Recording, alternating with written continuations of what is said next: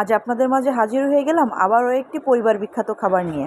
আসসালামু আলাইকুম, কেমন আছেন সবাই? আশা করি সবাই অনেক অনেক ভালো আছে। স্ক্রিনে তো দেখে বুঝেই গিয়েছেন যে এটা পাবদা মাছ, আর আজ বানাবো পাবদা মাছ দিয়ে আমার পরিবার বিখ্যাত একটি রান্না।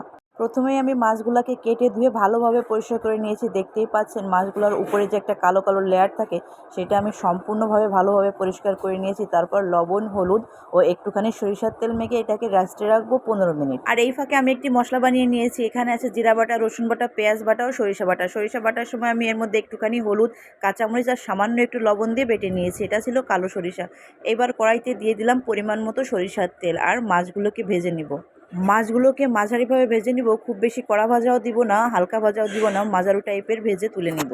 রান্নাটি কেন পরিবার বিখ্যাত বললাম, কারণ আমার বাসার সবাই এই রেসিপিটি অনেক বেশি পছন্দ করে। এটা যদি আপনি বাড়িতে বানান, আশা করি এটাও আপনার বাসার পরিবার বিখ্যাত রান্না হয়ে যাবে। এক পিঠ ভাজা হয়ে গিয়েছে, এবার আমি মাছগুলোকে উল্টে দিব আর এক পিঠ ভাজার জন্য। দেখতেই পাচ্ছেন মাছগুলো কত সুন্দর করে ভাজা হয়ে গিয়েছে। এই পর্যায়ে আমি মাছগুলোকে তুলে নিব।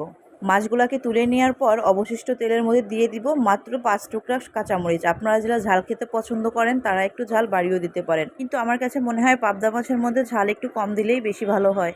তো ঝালগুলো ফুটে উঠলে তার মধ্যে দিয়ে দিলাম বেটে রাখা মশলা। এবার এটাকে ভালো করে ভেজে নিব। মশলাগুলো ভাজতে ভাজতে যখন কাঁচা গন্ধ চলে যাবে তখন এর মধ্যে দিয়ে দিব পরিমাণ মতো লবণ ও হলুদ।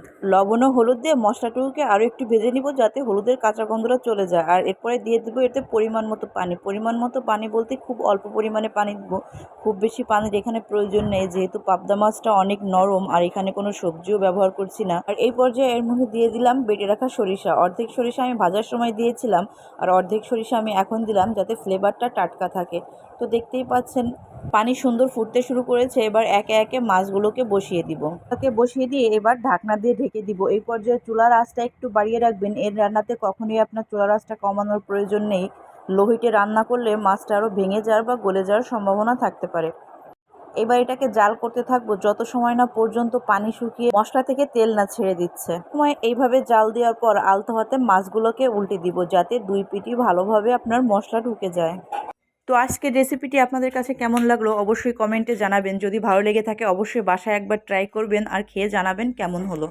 মাশাল্লাহ, এবার সম্পূর্ণভাবে তৈরি আমার সরিষা পাবদা। দেখতেই পাচ্ছেন দেখতে কতটা ভালো হয়েছে আর খেতে হয়েছিল মাশাল্লাহ অনেক ভালো। তো বন্ধুরা, আমার ভিডিওটি যদি ভালো লেগে থাকে অবশ্যই লাইক, কমেন্ট আর শেয়ার করে দিবেন। আর আপনি যদি আমার চ্যানেলের নতুন হন অবশ্যই সাবস্ক্রাইব করে দিবেন। আর ভিডিওটি যদি ফেসবুক থেকে দেখে থাকেন অবশ্যই একটি লাইক ও ফলো করে দিবেন প্লিজ। পাবদা সরিষা ছাড়াও আজকে আরও রান্না করেছিলাম চিকেন কষা এবং এখানে করেছিলাম মাছের ভর্তা। আলহামদুলিল্লাহ, এই ছিল আজকের আমার রান্নাবান্নার আয়োজন। আশা করি আপনাদের সবার অনেক বেশি ভালো লেগেছে। তো আজকের মতো এখানেই বিদায় নিচ্ছি। ভালো থাকবেন সবাই, সুস্থ থাকবেন আর এমন মজার মজার ভিডিও পেতে অবশ্যই রিমি রান্নাঘরের পাশেই থাকবেন। আল্লাহ হাফেজ।